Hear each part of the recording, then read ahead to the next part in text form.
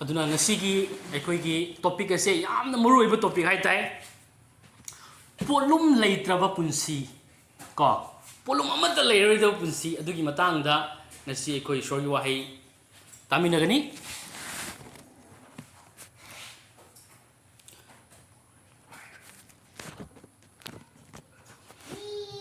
aina asigi theme siga mari lenana aina yan hamada aina haijaning bududi ngasi tayang pansi leiriba khoi meeoiba khuding singse langtaknaba pukning waba amadi potlum kya adugum laba dumba potlum singna thalaga adi lindba tayang pansi da kana su leite haijaning yebo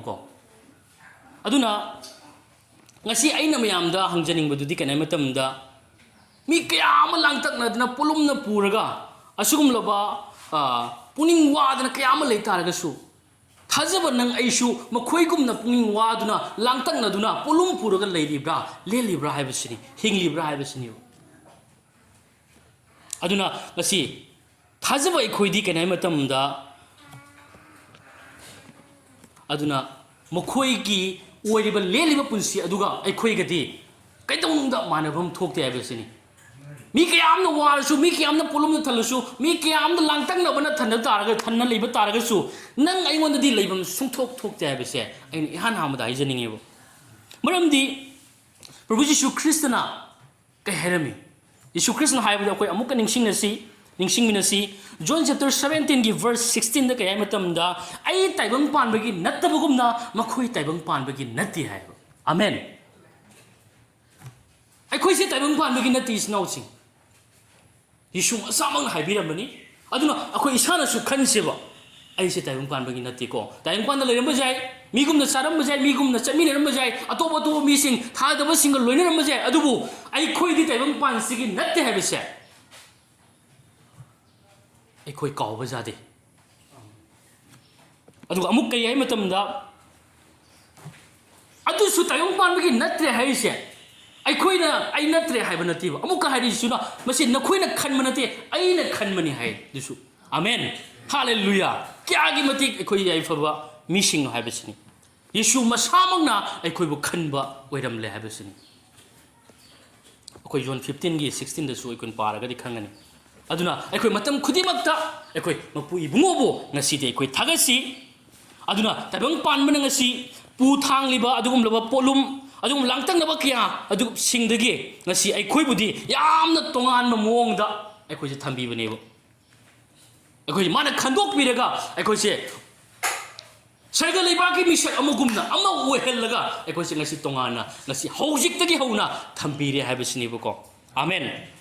aduna ai khoi se sargagi citizen oirabani amen aduna ai khoi khudimaki punsida Jisu Khristana askimatik ngasi marang kaiba punsi aduna thalalaga aikoi khudimaki punsida aikoi adugum laba kayani potlum amata yaudana langtaknaba amata leitana aikoi se kayagi mati hinganinge haibase ngasi aikoi mayek sengna aikoi hena khangmina ba aikoi thorang tawminasi ngasi ahanba point da ina thamjaning badudi aikoi taibang panba sigi natti haibasini aduna thajaba ikhoina ngasi tongan ba situation kaya ma ikhi koi thengnaduna ikoi mayongnaduna ikoi chali aduna ikoi asugum loba situation kya ma thenarbu matamda awaba adugum lo potlum kya ma ikoi puningda koi gi mayam laktaba nate mayam thenarangani mayam su thengnai aduga mayam asugum lo thengarpa matamsida ngasi ikhoidadi madugi potlum adu aikhoidadi leibam sungthok thokte mayam se soye thengnaba yai adu aikhoidadi maduna palaga leibam sungthok thokte haibisini go amen maramdi aikhoina adugi matamdu da anytime da aikhoina khangadaba ningsinggadaba du kaina matamda ngasi se ibungo masamang aikhoi se sargagi adugum laba nagrik amamam aikhoi se oen khre haibisini bo aduna adugum laba sargagi nagrik oikhaba mi singda potlum amata ibungo mahangna puhandre haibasini ba amen potlum haibase sargagi citizen oikhaba kana amata da potlum amata lehandre haibasini masi ekoi yamna sengna ekoi khangmina mchangi aduna ekoi pukning waningai oiba tongan tongan ba adugum lo makhalgi samesya sing akhoi puba thangba ngamoida polum amata ngasi nang aigi thakta Ibungo Jisu Khristana thongat piraroi thangat piraroi habisini amen aduna polum amata nang aigi thakta mana thongat loi kaigino hai matamda aikoina polum pudunabagi damakta ngasi Jisu Khrista masawangna kham thengo makai Ibungo mahangna aikoigi polum khudingmak cross ta pubi khre amen aduna ngasi nang aigi mahut sinduna ngasi Ibungo mahangna punamak khanggadaba nang aina khanggadaba khangpham to khudimak se mana oina khangbi khre amasung mamal piduna nang aise lai khre bisni hallelujah hallelujah aduna isinau sing thajaba ikhogi punsida awa pulum asugum lama mayama lakpa matamda ngasi aikoi kaidogani haiba matamda pulum ama lakpa matamda koi kaidogani awaba mo lakpa matamda langtaknaba mo lakpa matamda aikoi ngasi kaidogani haiba matamda ngasi Jisu Kristabu aikoi kaujabase yamna maru oi amen Jisu Kristabu madugi matam madu akoi tumina lai thokpagi mahuta isana ai ngamdre ne ware ne nungaite ne tumba jadre ne haiba mahuta Jisu Kristabu aikoi na kaujabam sangiba amen aduna isorgi wahina kari haiba matamda sumaina hai Psalm 107 chapter 6 ta kari haiba matamda sumaina hai makoina awaba taro matamda Mapu Ibungo da kapchakhi mahagna makhoibu makhoigi awa anangdagi kanbikhi hai amen aduna ikoina Mapu Ibungo da kapchaba haijaba khanganjaba matamda adugumlaba awa anang khudingmaktagi Ibungo mahagna kanbigani siga hai kanbikhi hai amen aduna adugumlaba awa puluma mai khoida lakpa matamda akoi isana hekta akoi se thongatnaba aine hekta punanaba aine hekta isordagi lapthoga isana thonganaba honaroisi amen isana akoi husi kan matam je polom lang matam da isana thongalaga isa khakta wa khangna wa chaina khangna lenba ase asum se akoi wakhanda kari aini mayam tawdaba nate adubu aina akoi gi church ki nungsiraba akoi gi sinau mayam singda ina hygienic bududi polum hek lakpa matamda akoi thongalaroi akoi pururoi si polum do ko ado hek lakpa matamda akoi di ngasi kay matamda akoi se taibang panbagi sungan natre haibodo madu ningsengi hairaga isorda haijaraga polum ado ngasi akoi de isorda sinajasi haibasini amen isorda akoi polum do sinarasi amen aduga ngasi ani suba point da aina thamjaning bududi ngasi Krista da polum khudingmak sinajasi haibasini bako aduna awaba polum haibase akoida lakpa matamda kay matamda akoina matam chubada khangdaba yadabadudi kay matamda mase isordagi natre polum haibase isordagi sungan natre awaba haibase isordagi sungan natre haibase akoi khang mathau tai polum lase se aina torubagini aina jelubani aina dumai thawbagina ngai isada taisallaraga dum ngai awa isana dum polum da puraga awa khang bai tai aduna tayong pansi de mapung phaba kana su leite habise akoi ningsing minasi masi isori wa haina hairibo aina soibadagi hai asiare na koi pap tawro haiba nati akoi na khudong thiba ma akoi na soiba haise dum maram rakta koi sori ai soirakpa matam da su as ai dumai tawjaramagadi as ai wara yadre ai na hangi do haina ngai isana polum pubase tokho se haiba ko isana polum purisi polum haibase hek ore pamatamda madu isordagi sungna nate haibasini amen aduna maramdi polum haiba phattaba haibase isorgi mafamdagi lakte isorgi mafamdagi di afaba khaktang lai haibasini nang polum yaudaba nungaina harauna ingthana tumba yana leiribra madu isordagi ni amen madu isorgi blessing ni aduna kare ni aikoi ke ni amakpa amotpa polum phattaba habase isorgi mafamda totally sungyaw yaude habase isorgi wahaida yamna senga iduna leibo akoina paraga di khangani akoi thagadi sei Psalm Panduk chapter 92 verse 15 da kaya matamda sumana hai Jehovah di dharma chenbani haiba lauthokna bani mahakti aigi nungjauni amasung mangonda dharma chendaba amata leite hai amen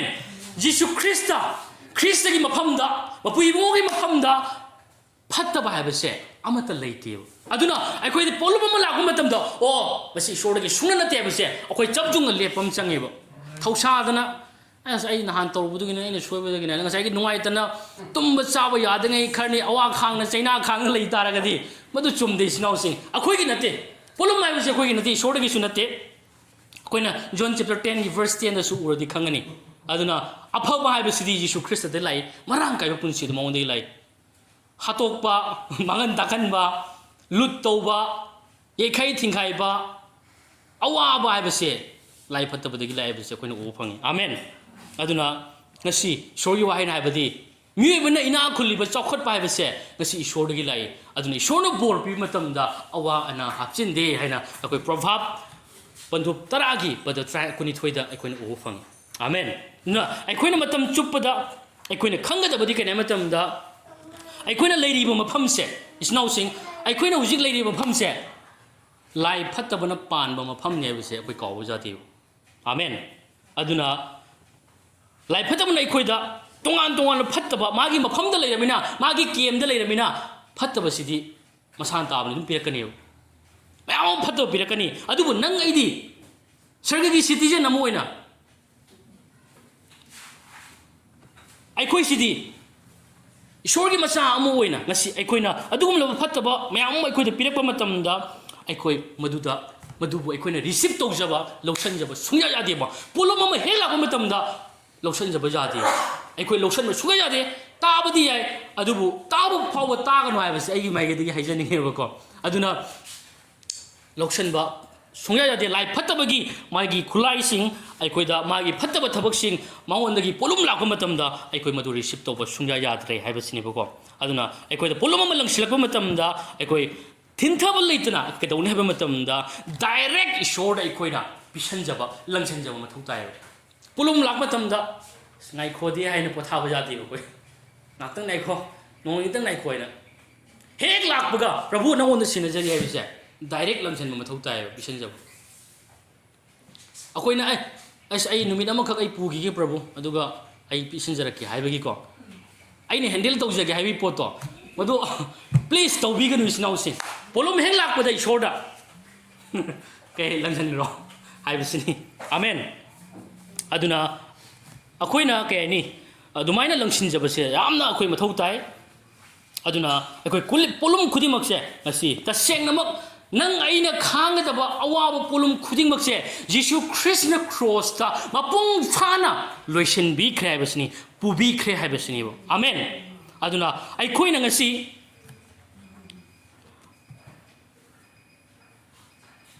Jisu Khristana khogi polum khuding mak pubi khre haina ai khoina ne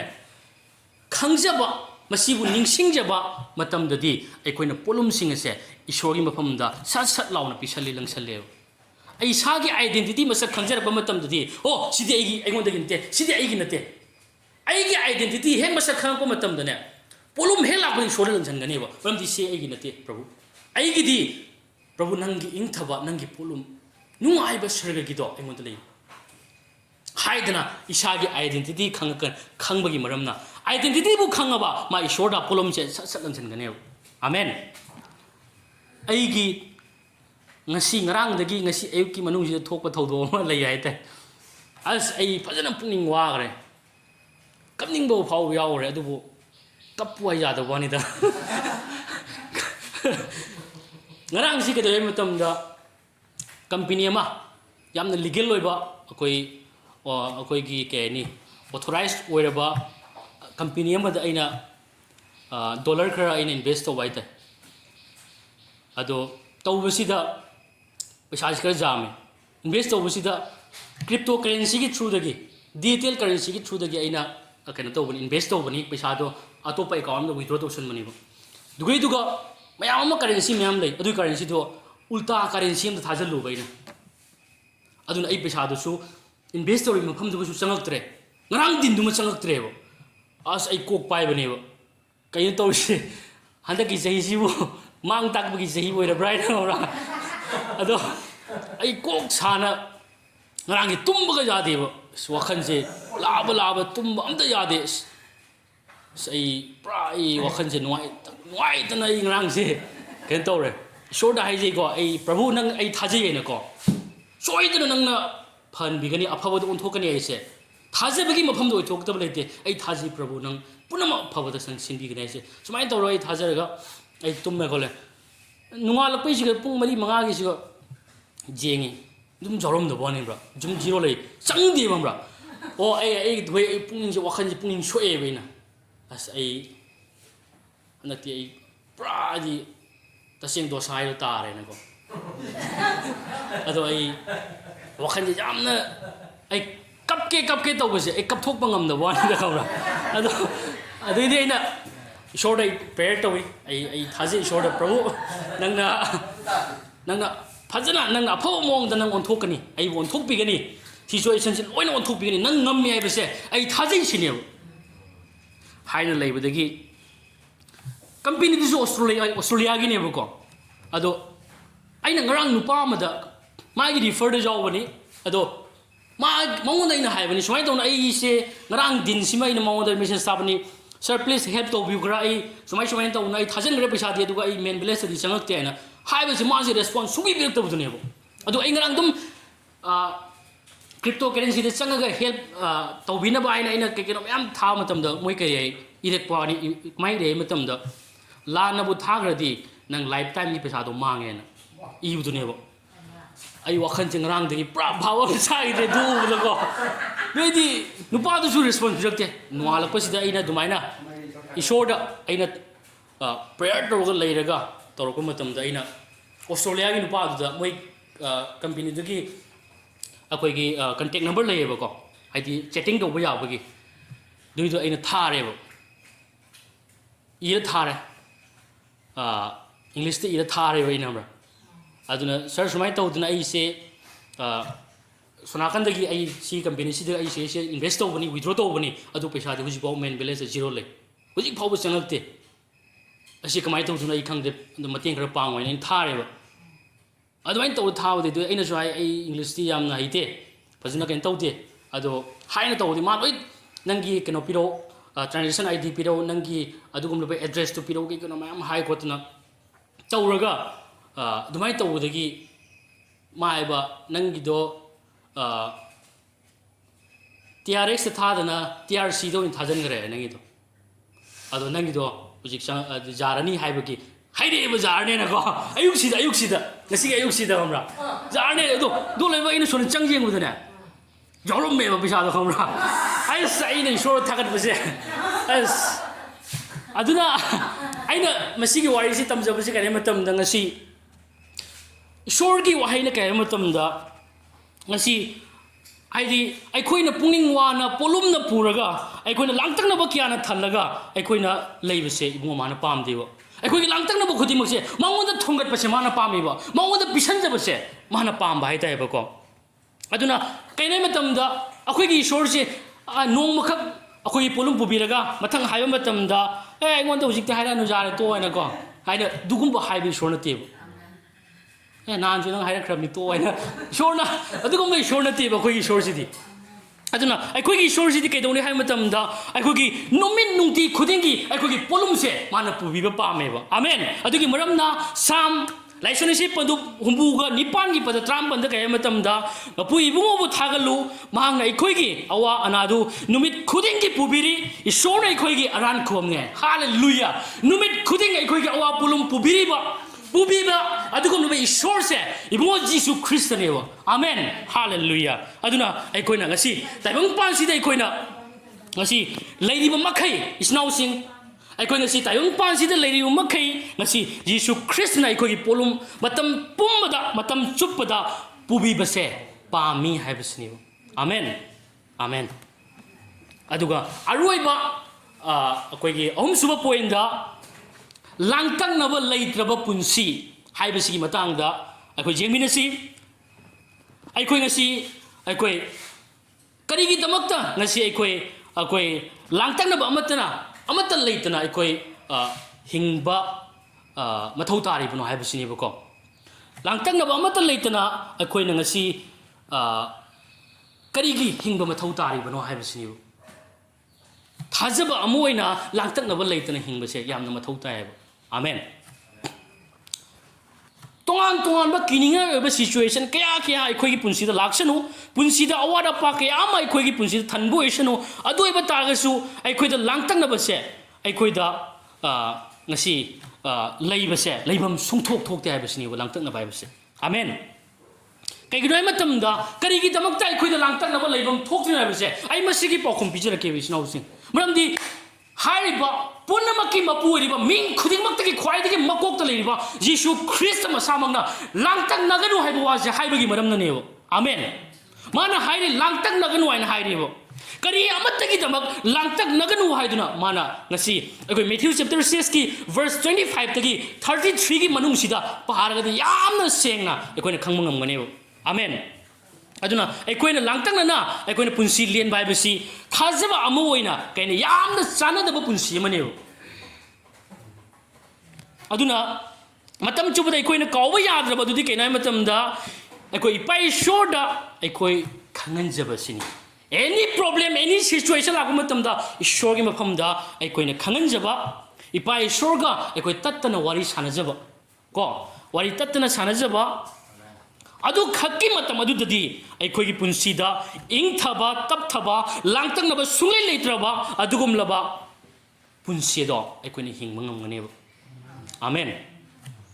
aduna ngasi Philippians chapter 4 gi verse 6 ta kayai apostle Paul na kayai matam da kari amata langtaknaganu adu maram khuding da haijaba nonjaba masung thagatjaba ga loina nakhoi gi nijaba do ishor da khangal loyaba amen hallelujah aduna ekoi langtaknabu lakma matamda ekoi shor langchinjasi aduga hiram amatagi tamak langtaknaganu haibase ishorna command tawrabni ekoi command tawrabni yathang pirabani ba hallelujah adugum laba yathang ado ekoi phangjaraba misingeba amen hallelujah aduna isnau sing aina loisilakpada aina haijing bududi ngasi taibang panmana ngasi aduga pu thangdaba thangma ngamloida polum amadi langtaknaba kaya ama aikoi kayani makhoigi punsida leiba taragasu ngasi aikoi dadi leibam thoktre mamdi aikoi se ibungo mahangna tongan hanbire haibisini bako amen aikoi se makoi dagi pungtong tongan hanbire maramdi kenai matamda aikoi na hiram amatagi damak aikoi na hiram amakhakti damak ta so aikoi na langtaknana leibase Jisu Kristagi apam manate aikoina ngasi langtaknaba sungai litana lenba punsi se adugum laba nungaiba punsi marel se Jisu Khristana pame maramdi Khrista da thazaba khudimak se aikoina khangajabadi sargagi citizenship ado aikoi fanglabani amen aduna sargagi misak nakta aikoi oirabani aduna ani suba point da ina haijekibdo aikoi amukhana ngasi aikoi polum pudanabagi damakta mayam taminasi aikoi amukhana polum pudanabagi damakta ngasi Ibungo Jisu Khristana adugum laba khangthengba awabado magi mathaga thongatkre awana khudimakto mana khangbi-khre haibasini buko aduna mamal piduna phawba mana nang aibu leibi khrabani bo amen aduna ekoi ngasi awa polum ekoi da lakpa matamda isana adugum laba polum singado ngasi ekoi na puge ai noni tan thangatkige prabhu haibado koi tawroisi buko nini numitang ai bujagi haibado koi tawroisi lakpaga langbase asi akoi tamse ba lakpaga langsanbagi keno se akoi sigi habit se na wam sem se heta amen hallelujah maramdi mikko ba phawba second no phawba akoi na polum puraga leibai se ishor gi apama sungna natibu amen aduna ngasi akoi tayong panbagi ngasi akoi natre haibodo akoi ningsing jaraga akoi leiba matam dadi akoi da ngasi aduga aikoina tayong panmagi na tribe do khangjaraga aikoina polum singsi shorgi mafamda sinajaba matamdadi aikoi soidana nachi aikoigi aikoida pothaba aikoida polum yaudo punsi do aikoi soidana oigani haibasini shona aikoida lawthopi gani haibasini buko aduga ahumju point na sai nenekibadugi matungina aina hairabada ngasi aikoi kawba yaroidaba kawba suya yadaba dudi kene matamda mafamse lai phatabana panba mafamni haibasini bu lai phatabana panrina matam anytime da ma attack tor pa yai anytime da ma na polum lang selak pa yai phato pirak pa yai aduna aikoi madu receive to ba yade hai bisini ba phatta ba bisi mangon gi lai polum hai bisi awa ba bisi ana ba bisi langtang la ba bisi loina mangon gi lai ge ba aduna aikoi receive to ba sungya yadre aduna polum ma hek lagu matam da ishod aikoi thin thaba to duna aikoi direct pisin jaba langsin jaba se yam mathau tare aduna aikoi nongma khangate Jisu na pamise aikoi polum pubi se numin nungti khudingi man aikoi polum se pubi ba pame ba amen aduna aroi ba daina haijeni mududi ngasi aikoi na langtaknana punsi len bai ba se thajaba amoina yamna chana da ba mani haibasini hoi gentile singna thajadaba singna len bade kasu kaide adu thajakhra aikoi na langtaknana leibai se sungchan chana da ba mani ba ko amen aduna matam chubada aikoi na kawba yadaba du kaina hai matam da hoi pai shoda aikoi polum sing do langtaknaba sing do awaba sing do mawon langsinjaba mawon da haijaba maga wari sanaba asine ba khwaidagi mathau tai se adugi matam du di aikoi punsi da taseng ing thaba harauba nungaiba langtaknaba amada yaudo punsi duna aikoi da palaga leigane hallelujah hallelujah praise the lord aduna aina mayam ngasi isnau sing da hangjaning ba khwaidagi maruiba aitai khwaidagi maruiba aina hangjaning ba wahang ama lei dudi kaino hai matam da aikoi nahak aikoi khoi gi punsi da aina yamna maruoi da lohoning ba dudi kaina matam da hangning ba dudi kaina matam da aikoi sing ase ishona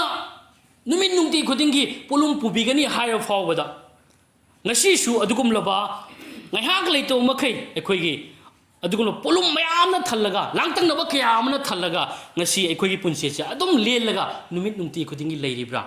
matam ayambada polum sing asina thalaga adum lelaga leiribra sinebu ishor phangbadagi ai polum kokre dusu matam punamaki haiba ngamba kana joge amta khutanga piro praise the lord I am nuaire am tang the aduna aina hangjaning bududi snow sing da ngasi su adugum laba Khristana nungtigi polum pubigani hairasi fawda langtaknaganu hairasi fawda aikoi numin nungti khudingi polumna thalaga langtaknabana thalaga punsi sia hujik fawba lenba taragadi madugi solution ni kaino solution do ai harake bako solution ni kana matamda